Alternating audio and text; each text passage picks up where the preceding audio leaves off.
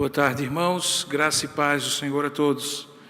Vamos abrir a palavra do Senhor no Evangelho de Mateus, especialmente no capítulo de número 9, a partir do verso 18 até o verso 26.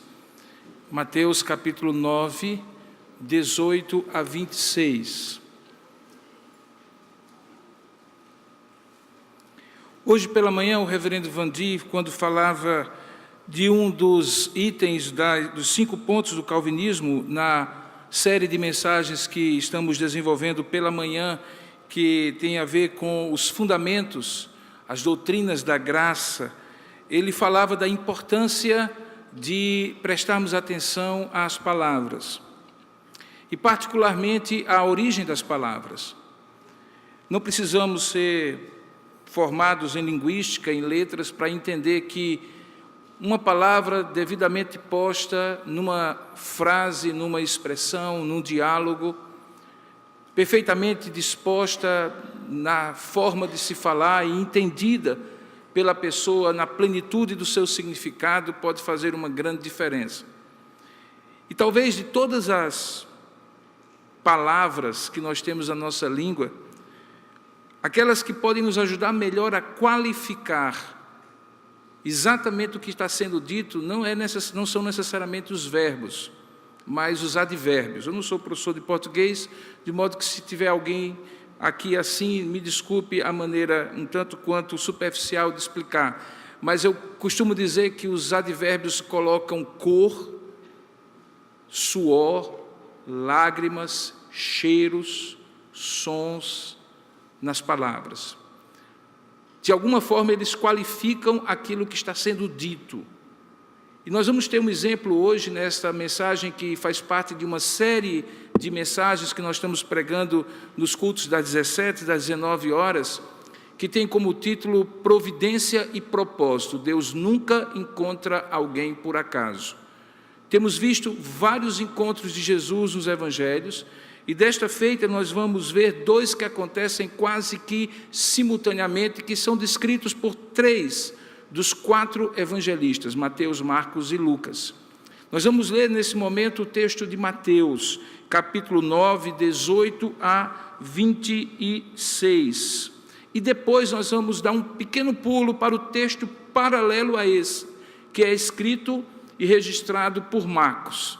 E os irmãos vão perceber como, não apenas por ser um texto maior, mas muito mais rico, inclusive de advérbios, nós vamos entender exatamente o que Jesus fez naquela ocasião e como o evangelista Marcos, que apesar de ser o menor dos 4 evangelhos, acaba por ser o evangelho que melhor descreve as maneiras como Deus faz aquilo que Ele faz na época em que Jesus estava aqui encarnado. Vamos ler então, os irmãos vão entender.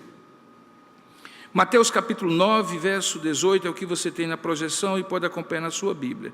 Diz assim: Enquanto estas coisas lhes dizia, eis que um chefe, aproximando-se, o adorou e disse: Minha filha faleceu agora mesmo, mas vem e impõe a mão sobre ela, e viverá. E Jesus, levantando-se, o seguia, e também os seus discípulos. E eis que uma mulher que durante 12 anos vinha padecendo de uma hemorragia, veio por trás dele e lhe tocou na orla das vestes, porque dizia consigo mesma: se eu apenas lhe tocar, ficarei curada. E Jesus, voltando-se e vendo-a, disse: tem bom ânimo, filha, a tua fé te salvou. E desde aquele instante a mulher ficou sã. Tendo Jesus chegado à casa do chefe, e vendo os tocadores de flauta e o povo em alvoroço, disse: retirai-vos, porque não está morta a menina, mas ela dorme. E riam-se dele. Mas afastado o povo, entrou Jesus, tomou a menina pela mão e ela se levantou. E a fama desse acontecimento correu por toda aquela terra. Agora passe a sua Bíblia algumas páginas à frente e vamos ver como Marcos, o evangelista, conta essa mesma história com uma riqueza de detalhes e principalmente qualificando a maneira como aconteceu aquelas ações de cura de Jesus. Veja no verso 21 do capítulo 5 de Marcos, Marcos capítulo 5, verso 21, essa mesma história contada pelo evangelista, que provavelmente foi o primeiro a escrever um evangelho, que é o evangelho de Marcos. Diz assim, Marcos 5, 21. Tendo Jesus voltado no barco para o outro lado, afluiu para ele grande multidão, e ele estava junto do mar. E eis que se chegou a ele um dos principais da sinagoga, chamado Jairo, e vendo-o, prostrou-se a seus pés. Preste atenção agora ao advérbio. E insistentemente lhe suplicou: minha filhinha está à morte, vem e impõe as mãos sobre ela, para que seja salva e viverá. Jesus foi com ele, e grande multidão o seguia, comprimindo-o. Aconteceu que certa mulher que havia 12 anos vinha sofrendo de uma hemorragia, e muito padecera à mão de vários médicos, tendo despendido tudo quanto possuía, sem contudo nada aproveitar, antes pelo contrário, indo a pior, tendo ouvido a fama de Jesus, vindo por trás dele, por entre a multidão tocou-lhe a veste. Porque dizia: se eu apenas lhe tocar as vestes, ficarei curada. E logo se lhe estancou a hemorragia, e sentiu no corpo estar curada do seu flagelo. Jesus, reconhecendo, e novamente, imediatamente, que dele saíra poder, virando-se no meio da multidão, perguntou: quem me tocou nas vestes? Responderam-lhe seus discípulos: vês que a multidão te aperta e dizes: quem me tocou? Ele, porém, olhava ao redor para ver quem fizera isso. Então a mulher, preste atenção, atemorizada e tremendo, côncia do que nela se operara, veio, prostrou-se-lhe diante dele e declarou-lhe toda a verdade. E ele lhe disse: filha, a tua fé te salvou, vai-te em paz e fica livre do teu mal. Falava ele ainda quando chegaram alguns da casa do chefe da sinagoga, a quem disseram: tua filha já morreu, porque ainda incomodas o mestre. Mas Jesus, sem acudir, sem dar atenção a essas palavras, disse ao chefe da sinagoga: não temas, crê somente. Contudo, não permitiu que ninguém o acompanhasse, senão Pedro e os irmãos Tiago e João. Chegando à casa do chefe da sinagoga, viu Jesus o alvoroço, os que choravam e os que pranteavam muito. E ao entrar lhes disse: por que estáis em alvoroço e chorais? A criança não está morta, mas dorme. E riam-se dele. Tendo ele, porém, mandado sair a todos, tomou o pai e a mãe da criança, os que vieram com ele, e entrou onde ela estava. E tomando-a pela mão, disse: Talitá, cumi, que quer dizer em aramaico: menina, eu te mando, levanta-te. E veja o advérbio: imediatamente a menina se levantou e pôs-se a andar, pois tinha 12 anos. Então ficaram todos sobremodo admirados. Mas Jesus ordenou-lhes expressamente que ninguém o soubesse e mandou que dessem de comer à menina. Que Deus abençoe a sua palavra lida. Amém. Em qual dos textos os irmãos querem que eu pregue hoje? No de Mateus ou no de Marcos? Em qual dos dois, o primeiro ou o segundo, fica mais claro a intensidade, a celeridade e todas as emoções daquilo que Jesus fez por aquela menina e por aquele filho de Jairo? Na verdade, nós nem saberíamos que o principal da sinagoga era Jairo, se Marcos não nos tivesse contado. Vamos então ministrar a palavra de Deus a partir de Marcos, tentando entender qual foi a providência e o propósito maior de Deus neste milagre. Curva a sua cabeça, vamos falar com Deus. Ó Deus amado e querido Pai, em nome do Senhor Jesus, este mesmo que curou esta menina, que livrou esta mulher da hemorragia, nós nos apresentamos agora diante de Ti, Senhor, na certeza de que Tu és o mesmo ontem, hoje e eternamente. E que, à semelhança do que ocorreu e que acabamos de ler, Tu és o mesmo Deus que de maneira intensa e intencional pode providenciar aquilo que mais precisamos na vida, seja o que for, e ainda mais cumprir um propósito que para nós é desconhecido. Mas para Ti é exatamente a razão porque estendes a Tua mão na direção de cada um de nós, nos curando, nos provendo do que precisamos, nos protegendo do mal e fazendo toda a obra de providência na nossa vida. Ó Deus, ajuda-nos a entender que por trás de cada encontro o Senhor nunca nos encontra em vão, que há uma providência e um propósito em cada um desses encontros, e é isso que pedimos que o Senhor fale conosco nesta tarde e noite, pois é assim que nós Te oramos e Te agradecemos, em nome e para a glória de Jesus. Amém.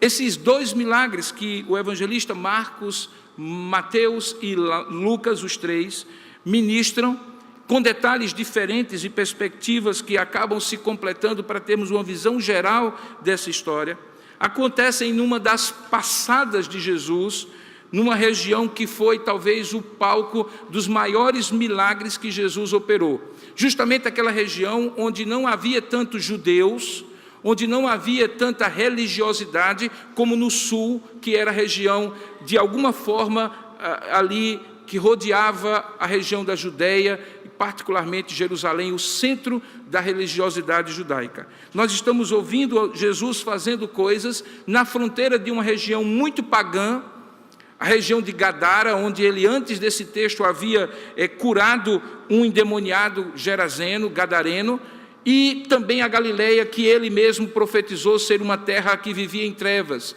e cuja vida foi transformada, cuja história foi mudada por intermédio de Jesus. É nessa região onde havia uma certa oposição ao Evangelho, uma certa oposição ao judaísmo, onde a religiosidade não era tão clara assim, que Jesus opera a maioria dos seus milagres. E é Marcos, o milagre, ou o evangelista que descreve os milagres de Jesus, o evangelista que é mais prático, que deseja apresentar Jesus como um Deus operante, como Filho do homem capaz de curar, salvar, libertar, trazer saúde e fazer grandes obras, inclusive na natureza, multiplicando pães e também cuidando de tempestades para que elas não açoitem barcos onde ele estava com os seus discípulos. Marcos é o prático dos evangelhos, e quando ele assim o faz, ele descreve numa passada só o que Jesus operou de milagre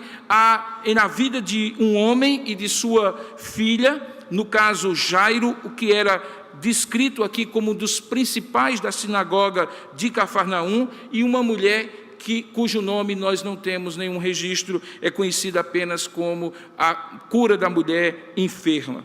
Se você voltar os seus olhos para Marcos capítulo 5, você vai ver que Jesus tinha acabado de atravessar o mar da Galileia, por isso descreve no versículo 21 que, tendo Jesus voltado no barco para o outro lado, do outro lado, não do lado de Gadara, mas já do lado da Galileia, havia uma multidão que tinha contemplado Jesus fazer grandes milagres. No capítulo 4, finalzinho do capítulo 4 de Marcos, por exemplo, Jesus tem acalmado uma tempestade, ele atravessa o mar, cura aquele endemoniado de Gadara, os gadarenos não querem Jesus, ele volta no barco para o lado da Galileia, e quando ali acontece, uma grande multidão aflui para estar ali junto dele no mar. E no meio daquela multidão aparece um dos principais da sinagoga. A sinagoga é uma criação dos judeus no exílio. Quando eles saem de Jerusalém, o templo é destruído, eles não têm mais um lugar para adoração. Então, onde eles estavam na Babilônia, na Pérsia, em qualquer lugar, eles estavam reunidos em pequenas salas, muitas vezes bem menores do que isso, precisava apenas de 12 judeus adultos para ter uma sinagoga, e ali havia não um sacerdote para fazer sacrifícios, porque os sacrifícios deveriam ser feitos somente no templo, eles estavam em terra estrangeira, mas era um lugar onde, parecido com as igrejas evangélicas hoje, não havia um altar, havia um lugar onde cadeiras eram dispostas, um tablado como esse que temos aqui, um púlpito era posto, a lei era ensinada, ali também havia eventos sociais, ali também havia eventos comunitários. De certa maneira, os judeus resolviam suas questões também na sinagoga. O chefe da sinagoga não era um sacerdote, não era um doutor da lei, mas era necessariamente um bom judeu, um homem que tinha uma capacidade de liderança e que muitas vezes era reconhecido pelo povo como um juiz entre eles, pelo menos das questões religiosas. Era um líder comunitário e, portanto, uma pessoa respeitada. Talvez por essa razão é que, mesmo havendo uma multidão, que Marcos descreve como grande multidão no versículo 21, ele consegue chegar a Jesus de uma forma um tanto quanto fácil. O texto não diz aqui nenhuma dificuldade que aquele homem teve para chegar a Jesus, diz apenas que ele se chegou a ele, um dos principais da sinagoga, chamado Jairo.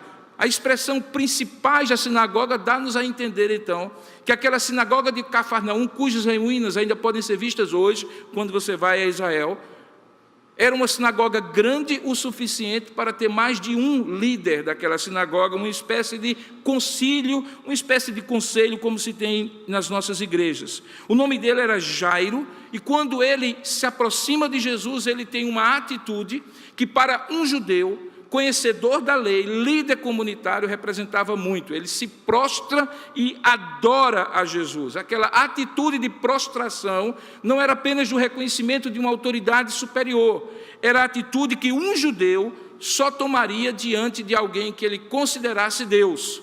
Jairo, a essa altura, deveria ter ouvido falar de Jesus e o reconhecia de alguma forma como o Filho de Deus. Ele se prostra e põe diante de Jesus de maneira insistente. Veja aí o verso de número 23, ele insistentemente lhe suplica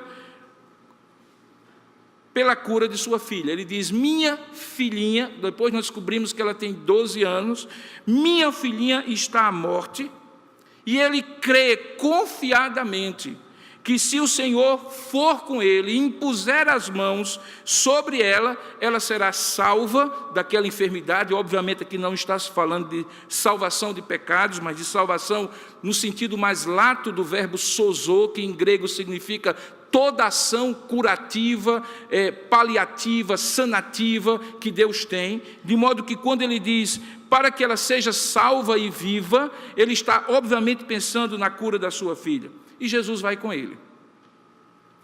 Obviamente que a multidão, vendo Jesus e aquele principal da sinagoga se deslocar para a casa dele, ainda em Cafarnaum, aquela multidão o acompanha, e aí nós temos o cenário pronto para o milagre que acontece no caminho. E talvez a primeira coisa interessante a perceber nesse texto é que Deus opera milagres para onde ele vai e enquanto ele vai. Que ele opera milagres com uma finalidade muito clara, quando ele vai na direção de alguém e de uma necessidade, mas ele não se furta a fazer o bem e a prover aquilo que nós precisamos, aquilo que particularmente eles precisavam no caminho. Porque diz o texto que naquela grande multidão que o seguia, aquele ruge-ruge, como nós chamamos na nossa região, levava Jesus provavelmente de um lado para o outro, comprimindo, tocando, roçando roupas com ele, e naquele momento havia uma mulher que não era conhecida como Jairo, que não tinha talvez a possibilidade de ter acesso a Jesus fácil como Jairo teve, mas aquela mulher tinha uma situação que era tremendamente dolorosa. Aquela mulher sofria há 12 anos, veja aí o verso 25, de uma hemorragia. Aquela mulher já tinha gastado tudo o que tinha, já tinha padecido muito, verso 26, à mão de vários médicos, tinha despendido tudo quanto possuía, e, no entanto, nada podia lhe ajudar, nada podia aproveitar de todo aquele tratamento, pelo contrário, a situação ia de mal a pior. Se você pensa que o problema daquela mulher era que ela era doente e tinha provavelmente algum tumor ou algum mioma ou algum cisto no ovário que a fazia ter sangramentos contínuos, alguma coisa estava errada com aquela mulher, você talvez está vendo só um pedacinho do problema. É que, sendo uma pessoa que tinha um fluxo de sangue saindo do seu corpo continuamente, ela estava impedida pela lei de Moisés de casar-se. E ela estava impedida de frequentar o templo, de frequentar até mesmo os lugares sociais, de ter contato com as pessoas, porque sangramento, fluxos do sangue, fluxos do corpo, era uma das condições impeditivas para contágio, por causa do contágio, para o convívio social.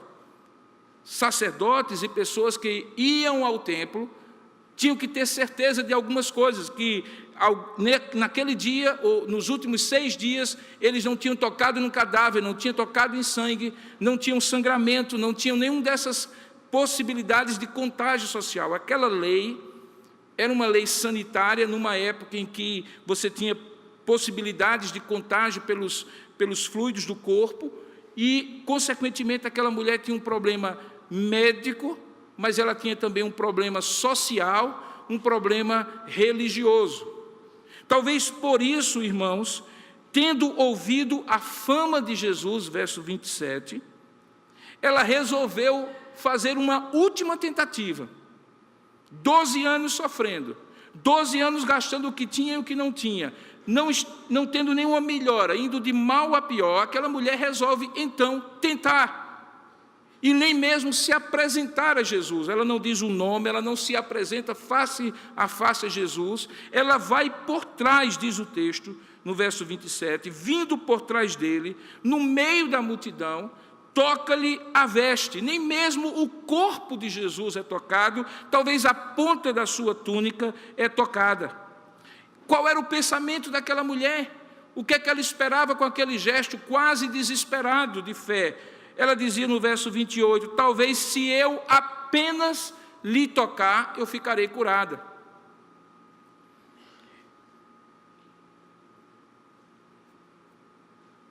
Talvez a gente ache uma superstição daquela mulher, semelhante a outras superstições que nós vemos nos dias de hoje, em que as pessoas atribuem algum poder mágico a alguma coisa que elas façam com muita fé, a chamada fé na fé, que é característica da superstição, mas não era o caso.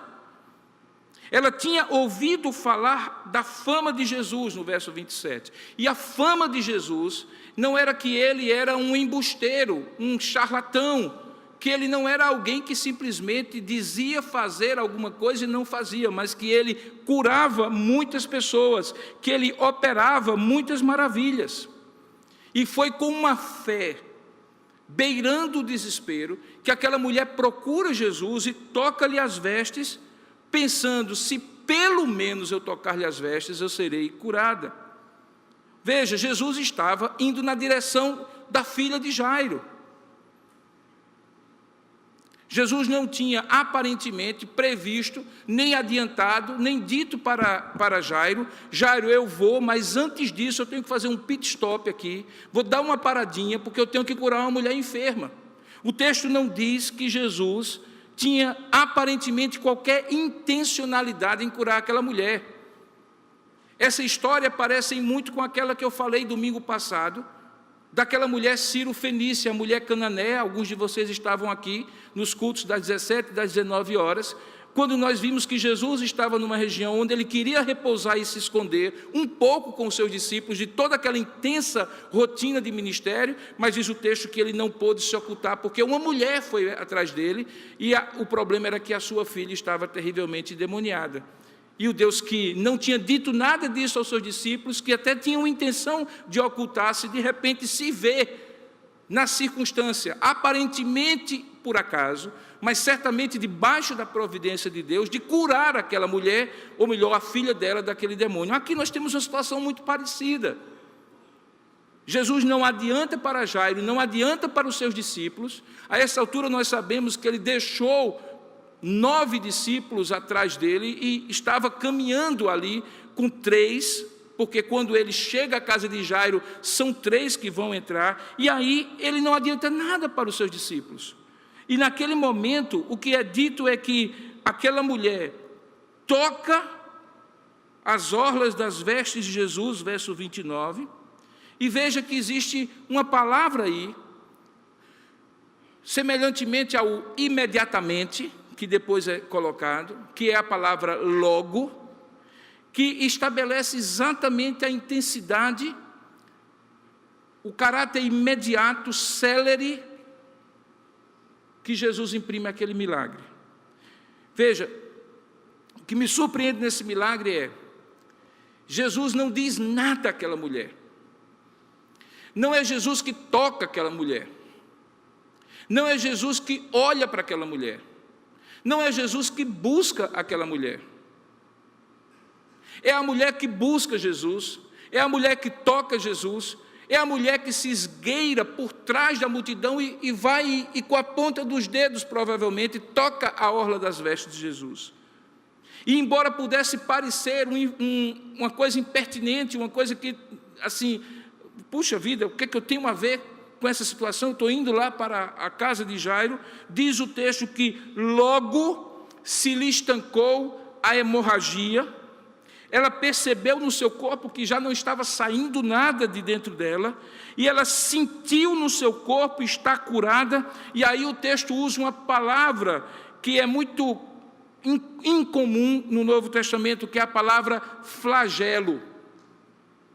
Quando a gente vai pesquisar no Novo Testamento, na língua original, na língua grega, a gente descobre que o que essa palavra quer significar é mais do que uma doença. Ela é uma daquelas doenças crônicas.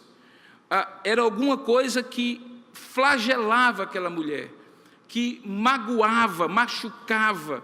Era alguma coisa que ela tinha aprendido a conviver, sabe-se lá como, numa época com muito pouco recurso médico, com toda a intransigência social, com toda a vergonha que ela tinha que encarnar. Aquela mulher tinha acostumado-se àquele mal no seu corpo, mas diz que quando ela toca no corpo de Jesus, o seu flagelo é curado. E da mesma maneira como acontece algo diferente naquela mulher, Jesus que é tocado, nas suas orlas dos vestidos, sente, verso 30, reconhece novamente o advérbio imediatamente, ou seja, enquanto logo aquela mulher foi curada, imediatamente Jesus sentiu, e diz o texto, sentiu imediatamente que dele saíra poder. E aí ele se vira no meio da multidão e faz a pergunta que, se não fosse Jesus, seria a pergunta mais idiota do mundo, porque ele pergunta assim: quem me tocou? Os discípulos entendem que aquela pergunta, se não fosse de Jesus, seria uma pergunta absolutamente inoportuna, porque eles dizem assim: Senhor, a multidão aqui quase está nos esmagando, vês que a multidão aqui está te apertando, verso 31, e tu perguntas, quem me tocou nas vestes? Eu sei lá, Senhor, todo mundo está te tocando nas vestes.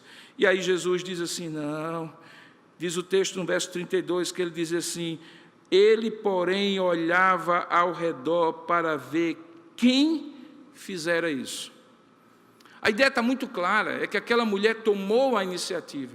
Ela tinha uma necessidade e ela buscou a providência de Deus. O que ela não sabia é que dentro do propósito do decreto eterno de Deus, havia um propósito por trás daquele milagre.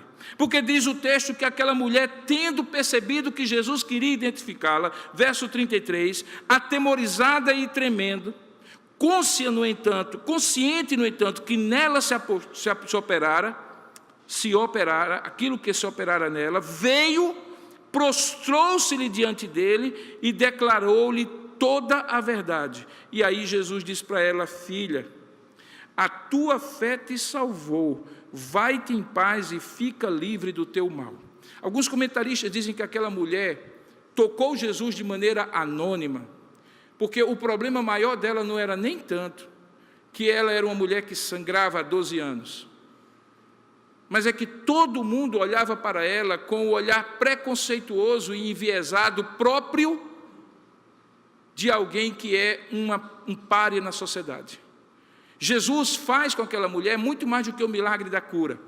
Jesus chama aquela mulher, ela é identificada diante da comunidade, diante da multidão, prostra-se diante dele, da mesma maneira como Jairo se prostrou, reconhecendo que ele é o Filho de Deus, o próprio Deus que havia curado, e Jesus então usa para ela um termo carinhoso de um pai para com uma filha. Ele diz: filha, a tua fé te salvou. Veja, quando Jesus diz filha, ele está propositadamente usando o termo que se usava para as filhas de Abraão, os filhos de Abraão, ou seja, o povo da aliança.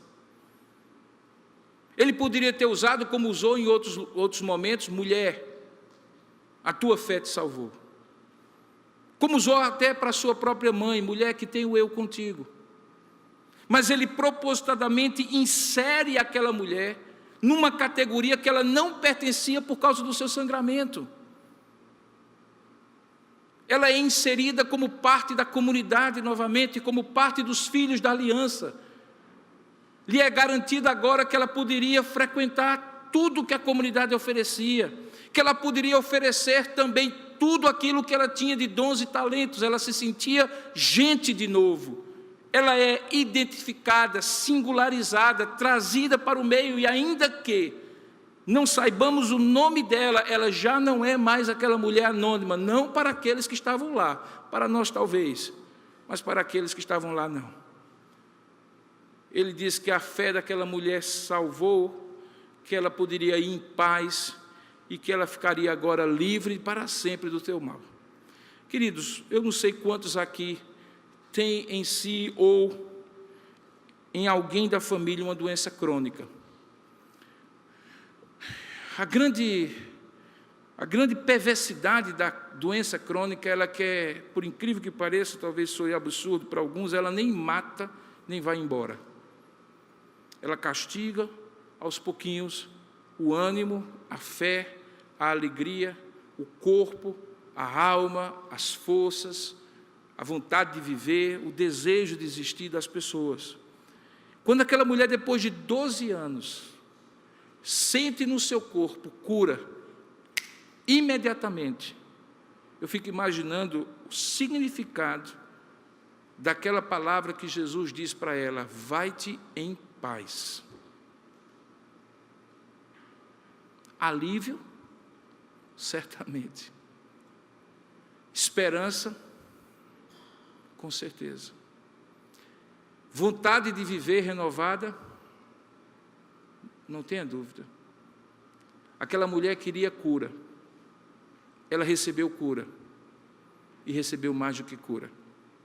E quando essa história parece nos fazer esquecer que Jesus só estava fazendo isso porque estava no caminho do barco onde ele se encontrara e onde ele tinha sido buscado pelo principal da sinagoga, um dos principais, chamado Jairo, para a casa dele. Quando nós pensamos que a história encerra aqui, aí o Evangelho continua dizendo assim: falava ele ainda, verso 35. Quando alguns da casa do chefe da sinagoga, provavelmente servos ou servas, chegam para ele e dizem assim: desista, sua filha já morreu, não incomode mais o mestre. Se a doença crônica mata aos pouquinhos, a notícia de uma morte como um fato consumado mata de uma vez, mata a esperança. O que fazer agora? Nem incomodar o mestre Jairo tinha mais direito, porque aqueles que chegaram disseram: não adianta mais, tua filha já morreu. Jesus, diz o versículo 36, não deu atenção a tais palavras, voltou-se para aquele homem que àquela altura, diante daquela notícia, imaginem vocês como estava, e diz assim: olha, não temas, verso 36, creia somente. Mais uma vez, Medo e fé se põem em lugares opostos. Mais uma vez, crer anula medo, e medo é curado pela fé. Diz o texto que Jesus, sem acudir a tais palavras, diz àquele chefe da sinagoga: não temas, crê somente. E aí separa para si Pedro e os irmãos Tiago e João e vão para casa. Chega lá, já está acontecendo o velório. As pessoas já estão alvoroçadas, chorando, pranteando. A menina já está morta aos olhos de todos. E se uma doença crônica como daquela mulher que sofreu da hemorragia era trágica pela contínua dor e sofrimento que ela sentia, agora era a fatalidade. A gente chama morte de fatalidade no sentido de que é definitiva, é completa. Acabou-se, não tem mais esperança. Todos choravam e ao entrar ali, Jesus faz novamente uma segunda pergunta que, se não fosse Jesus, seria a segunda pergunta mais idiota da história. Porque Jesus pergunta assim: por que estáis em alvoroço e chorais? Se eu ou você chegássemos num lugar onde acabou de morrer uma criança de 12 anos e perguntássemos às pessoas que estavam chorando e pranteando: por que é que vocês estão chorando e pranteando? Corríamos o risco de sermos jogados para fora da casa. Jesus não faz essa pergunta, queridos irmãos, sem um propósito. Aquela primeira pergunta, quem me tocou, tinha um propósito. Aquilo já tinha acontecido, a cura já tinha ocorrido, a mulher já tinha recebido a cura. Mas quando Jesus pergunta quem me tocou, Jesus não queria apenas providenciar a cura, ele queria cumprir o propósito maior na vida daquela mulher, que era reintegrá-la plenamente à sociedade, à comunidade, deixando-a novamente capaz de conviver e, quem sabe, de casar-se, constituir uma família, porque agora a hemorragia tinha acabado. Nesse momento agora, quando Jesus pergunta: por que chorais? Ele também novamente está fazendo uma pergunta que de idiota não tem nada. Ele está fazendo uma pergunta para provocar a constatação que aquilo que ele vai fazer é algo tão sobrenatural, mas tão sobrenatural, que as pessoas precisam ser lembradas que aquela morte era definitiva, fatal, completa. Porque quando ele pergunta isso, e obviamente ninguém responde, porque lá, ato contínuo, no verso 39, ele mesmo responde à pergunta: a criança não está morta, mas dorme, usando uma palavra, um eufemismo que nós conhecemos. A reação das pessoas no versículo 40 é a óbvia. As pessoas riem dele. Talvez não uma risada, uma gargalhada de um show de comédia, mas um risinho sarcástico de canto de boca, do tipo: quem é esse idiota que está perguntando o óbvio e ainda prometendo o que é impossível acontecer? O texto diz que Jesus entra naquela casa, manda sair todos, reúne o pai e a mãe, tudo isso no verso 40, chama Pedro, Tiago, João, entram somente eles ali. Então nós temos ali 3 discípulos, o pai e a mãe, Jesus e uma criança morta. Jesus toma aquela criança pela mão no versículo 41 e em aramaico diz para aquela mulher ou para aquela criança a expressão talitá cumi, que significa menina, talita. Eu te mando, levanta-te, cumi. E aí no versículo 42, a mesma expressão, o mesmo advérbio que lá foi traduzido por logo, aqui é traduzido por imediatamente. O milagre aconteceu imediatamente. A menina se levantou, versículo 42, e pôs-se a andar, tinha 12 anos, e todos ficaram sobremaneira admirados. Jesus havia providenciado 2 milagres, e cumprido em 2 milagres um único propósito.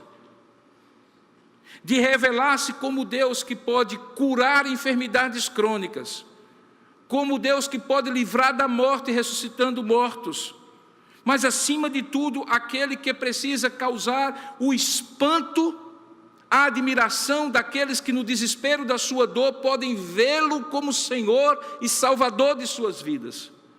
Porque aquilo que acontece aqui prepara uma série de eventos que são narrados depois pelos evangelistas, que conduzem todos à conclusão que ele era o Filho de Deus. Mas mais do que isso, Jesus está ali num processo de treinamento, de discipulado, de manifestação do seu poder, de manifestação da sua graça e do seu propósito para aqueles homens que haveriam de ser seus discípulos e, consequentemente, os sucessores dele. Jesus, de uma tacada só, cumpre vários propósitos. E ele o faz quando o propósito dele parece ser direcionado para nós, ou quando nós o encontramos no meio do caminho. De uma forma ou de outra, tenha certeza, ninguém é encontrado por Jesus por acaso. Ninguém encontra Jesus em vão. Ele providencia o que precisamos e cumpre o propósito que para nós está escondido. Esse texto me encanta não apenas, como eu falei, pelos advérbios que mostram a intensidade daquilo que ele expressa, mas pela certeza de que Deus, na sua graça, olha para as nossas necessidades como algo como algo que precisa ser tratado. Em outras palavras, ele cuida de nós. O texto paralelo em Lucas diz que quando Jesus faz todos esses milagres, ele chega a uma constatação, o evangelista, dizendo assim: e Jesus tinha compaixão daquelas multidões, porque olhava para aquelas multidões como ovelhas que não têm pastor.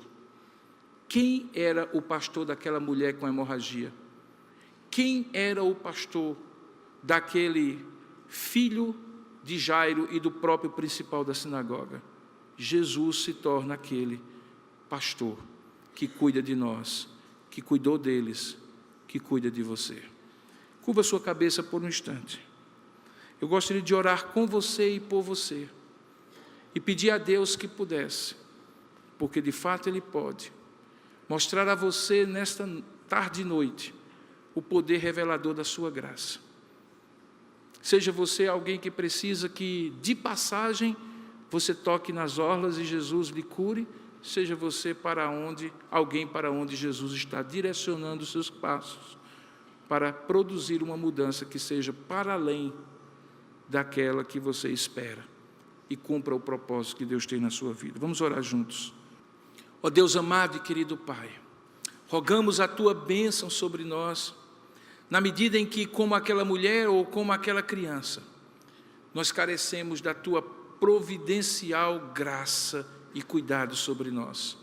Pedimos que esse cuidado seja sobre nós na forma de cura de nossas enfermidades de corpo e de alma, da ressurreição daqueles que têm na sua esperança final, completa, total e completamente acabada. Ó Deus, Tu és o Deus que providencia o que Tu tens para nós, mas que também faz além e tens um propósito em nossa vida, e este propósito se cumpre no caminho ou no destino dos Teus passos na nossa direção.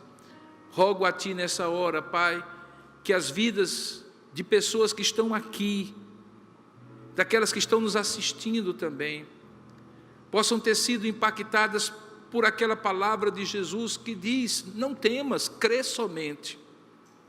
E ao fazer isso, Senhor, do mesmo jeito que um mero toque em Ti pode produzir cura, e que Tua palavra simples, dizendo que devemos nos levantar, produza de fato, Senhor, aquilo que homem algum pode produzir. Tu sabes no coração de cada pessoa que está aqui o que se refere a esse texto e qual é o propósito que Tu tens através dele. Cumpra o Teu propósito, Senhor, e o Teu nome será glorificado. E é assim que nós oramos, intercedendo a Ti e pedindo em nome de Jesus. Amém, Senhor.